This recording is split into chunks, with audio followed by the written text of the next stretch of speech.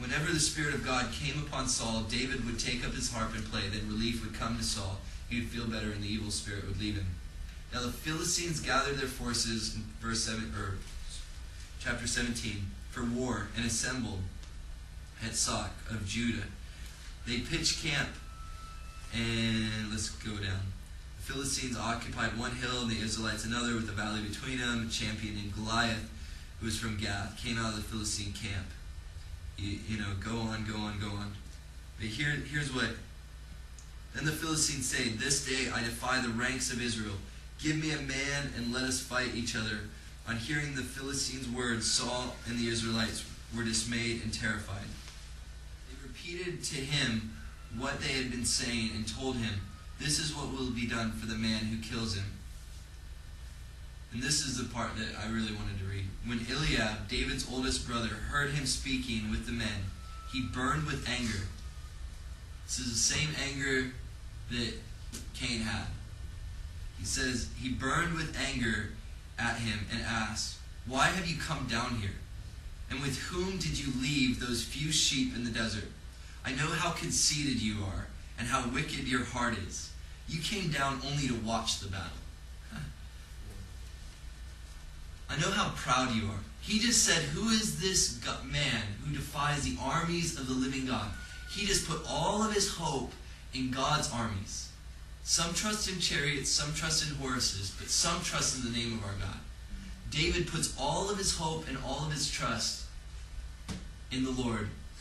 And all of a sudden, they see the hand of God on David's life. I believe literally they saw him light up. They saw the anointing of God come on David. They saw the courage and the boldness of God come on David. And what they say? "You're a conceited little punk." You can have, Julio, as much courage as you want in God. You can go to the limits and to the full extent of believing that God can do anything and everything that you believe for. You can lift your head high in God. The only thing we can't do is have confidence in ourselves. But we can have as much confidence, and it's not pride. I've been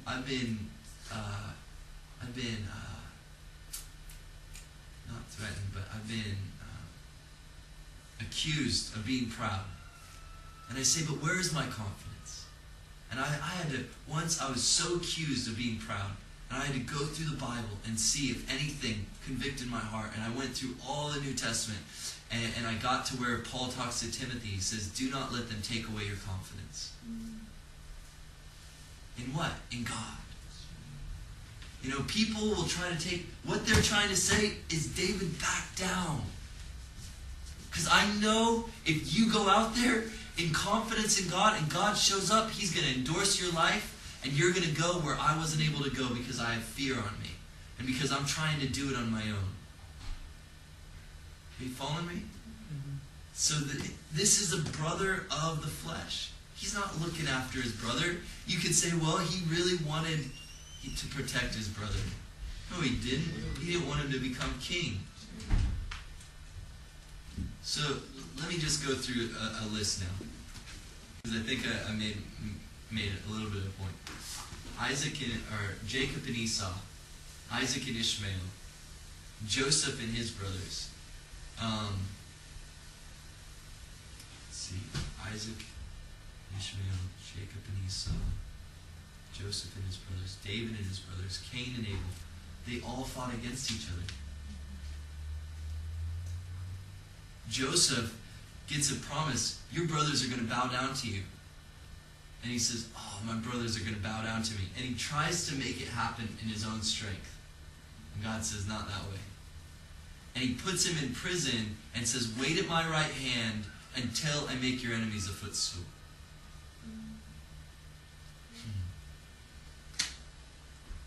God isn't into self-promotion. He's into waiting until God endorses your life. I know that God has promises for Jayhawk. And I've got to just wait. People have been prophesying and speaking anywhere from Todd Bentley to Heidi Baker to Patricia King they prophesy, to little people people that come into our house of prayer that aren't a big name in the charismatic world, and they say there are so many young people that are about ready to come. I've heard that for years now, and I believe it with all of my heart, but I've figured out something. I can't make it happen. And I've figured out another thing.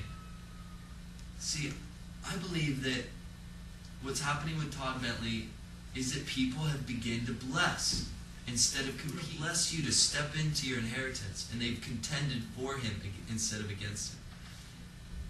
I think that with Lou, some people started to contend for him instead of against him.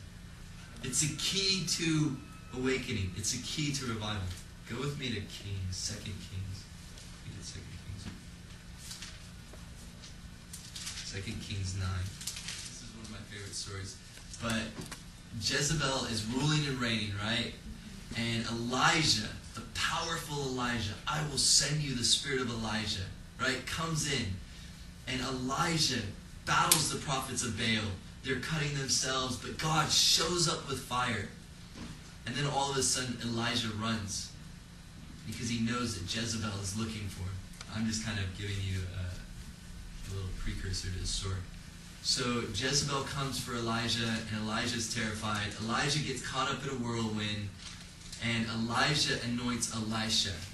And I think Elisha has a revelation that I'm a prophet, but I need a king to take out a queen. I need a governmental intercessor to take out a queen. Because he recognizes authority. He recognizes that I'm a prophet, but I need to anoint a king. And so, but Elisha knows that he has got to anoint the craziest guy in the world.